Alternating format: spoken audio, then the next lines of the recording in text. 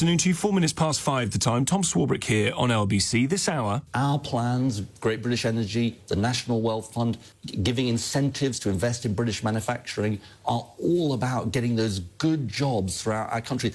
Britain's most powerful man, Ed Miliband, has gone too far this time, according to the Tony Blair Institute, who said the claim that net zero will create hundreds of thousands of jobs is vastly overstated. The Tony Blair Institute for Global Change said investing in green tech was unlikely to reverse the long-term decline of British industry and warned that ministers must not overstate the job opportunities from green manufacturing. It was a mistake, they said, to let net zero dominate the government's entire economic strategy, as it would only deliver a meagre boost to growth. It said it must be a pillar of the UK's growth strategy, but it cannot be the whole strategy. Labour's election manifesto promised a green prosperity plan that, and I'm quoting here, will create 650,000 jobs across the country by 2030.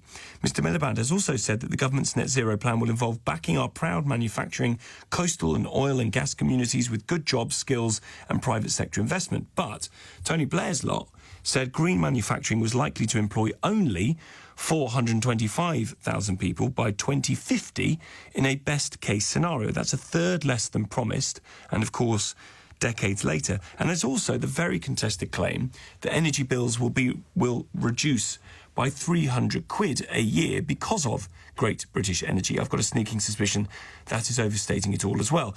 Has Ed Miliband gone too far? Is he going too far? Should economic growth be put ahead of net zero targets? And for those who oppose what Ed Miliband is doing, and I know a lot of you say that he's effectively mad, so if you oppose what Ed Miliband is doing, can you show how it is directly affecting your life for the worse? 03456060973. Professor Sir David King is former UK representative for climate change, former Chief Scientific Advisor, now chairs the Climate Crisis Advisory Group. Thank you very much indeed for coming on.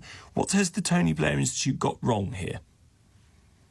Well, I think we've just got to be careful of exaggerating what they've said. It does say, as you've said, it must be a pillar of the UK growth. Let's not forget that. That is what they're saying. And, of course, let me also add, Tom, much more is required to recover the UK's economy from 14 years of disaster.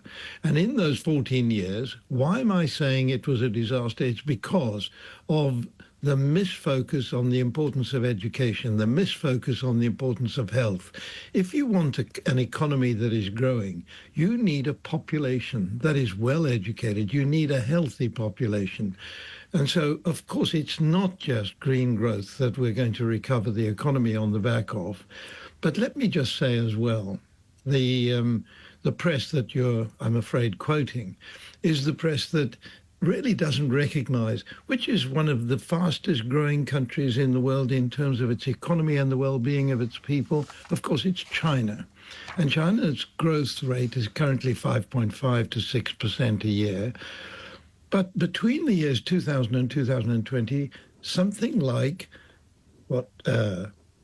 millions, billions, nearly 750 million people were taken out of poverty in China. Yep. China's growth is green growth. That is what it's focused on.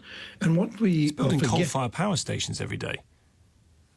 Well, that's also a misstatement, because they're also turning off more power stations that are using coal than the ones they're building. They're building much more efficient coal-fired power stations to replace the old ones that were inefficient. But because we don't have any coal as part of our energy mix in this country. We don't, exactly. Should we, though? I mean, we could have coal if we had only had slightly better, greener versions of coal. But no coal is better than some coal? No coal is certainly better than some coal, because basically we don't need coal. Where do we get our electricity from? The most efficient wind turbines in the world in the North Sea.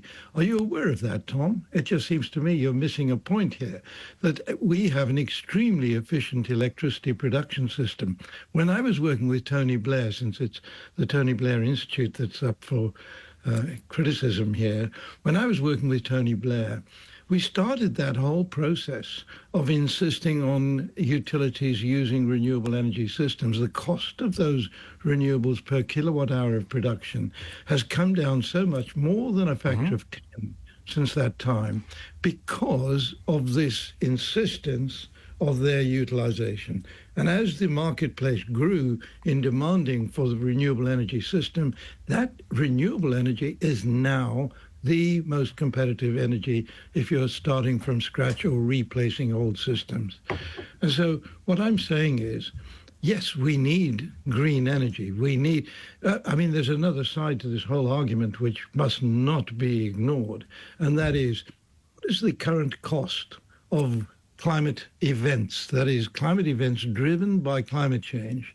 And I'm now going to refer to a big report produced by the people who work for the reinsurance industry in the centre of London.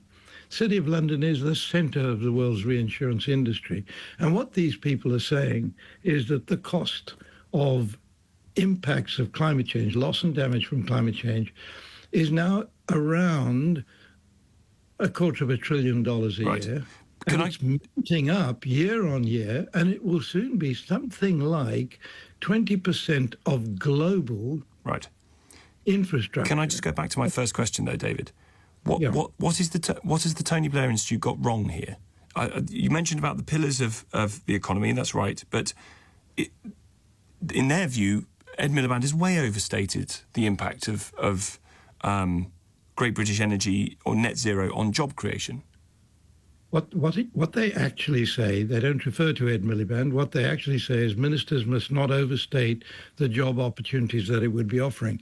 I don't believe that we are overstating, or that the government is overstating the job offers. I think the question is really going to be, can we do all that's necessary to raise the spirits of the people of this country? And raising the spirits of the people of this country is a big part of growing the economy as well. Professor, good to speak to you. Thank you for coming on. Professor Sir David King, former UK Special Representative for Climate Change, former Chief Scientific Advisor. Ross Clark is leader writer and columnist at The Spectator, author of the book Not Zero. Thanks for coming on, Mr. Clark. You've heard what Professor Sir David King said there, that this isn't being overstated. This is part of the plan to get this economy going again. Your thoughts? Well, look, this is what is happening. Britain's manufacturing industry has been in decline for decades, as we know, but it's been trampled on by our green policy.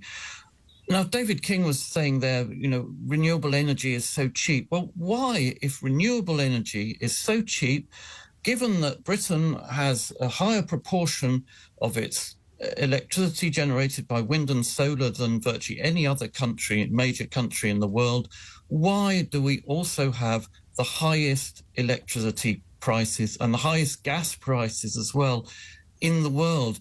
And that is what is killing off British industry. We had Jim Ratcliffe the other day warning that the chemical industry in Britain is going to be finished off by green policy. We've lost our primary steel industry.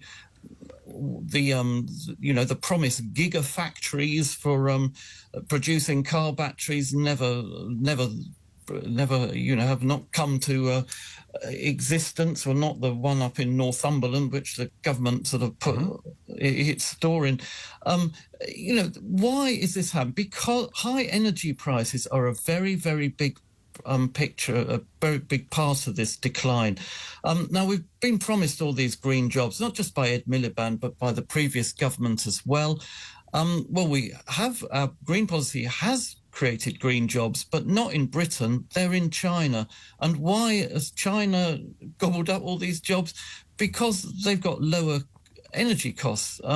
Still 60% of Chinese electricity is generated by coal. Yes, they've been investing in wind turbines, solar farms and so on, but they've also been investing in coal-fired power stations. They've got a very energy-hungry industry, and they want energy from all sources. They've got a reliable system, which we don't have. We're sort of over-reliance on intermittent renewables, which of course have to be backed up with either energy storage. But isn't that what Miliband is trying to solve? He's trying to get it onto a stronger footing, better storage of the electricity created by renewables, better grid upgrades to be able to get it around the country far better, because we've got to utilise it. Well, I've been pressing Ed Miliband for months to tell us what his plan was to deal with the intermittency problem with renewables. For months he wouldn't say so, and then he did come up with some kind of answer, and his answer is, well, we'll just keep all the gas plants on standby. His plan for 2030, when he wants some, net zero electricity system, is to have just as many gas plants, just as much gas capacity as we have now, but just to use it much more scarcely. And of course, the cost of keeping gas plants on standby just to use them occasionally is enormous in itself. So we've got these sort of we're going to have these two parallel electricity systems, gas on the one hand and renewables on the other.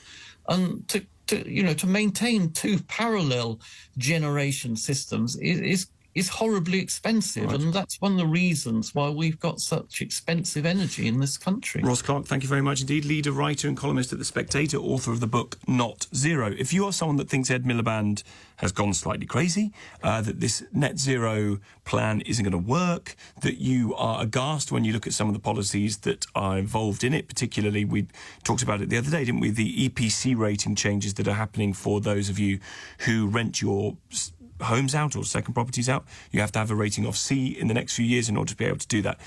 You see this as an economy killer. I want to know from you what exactly it is that is directly affecting you. Because I hear a lot of people say, oh, it's all too much, oh, it's all too hard, oh, it's all too expensive.